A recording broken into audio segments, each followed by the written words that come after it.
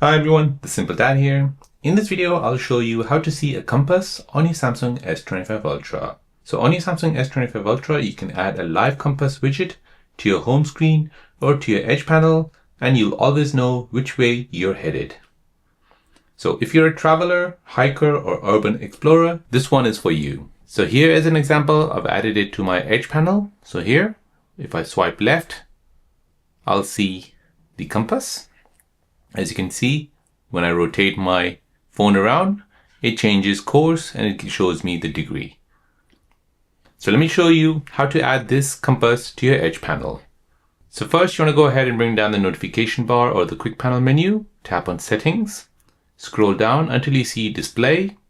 Now from here, scroll down until you see edge panel. Go ahead and turn this feature on. Then where it says panels, go ahead and find tools, which is right here, and go ahead and turn this feature on. Once you do this, press home. Now go ahead and expand your edge panel.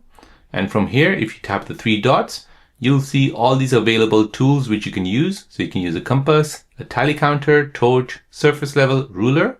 However, you're interested in compass, so make sure you tap on compass and you'll be able to use the compass here. So this basically is ideal for travelers, hikers, or urban explorers.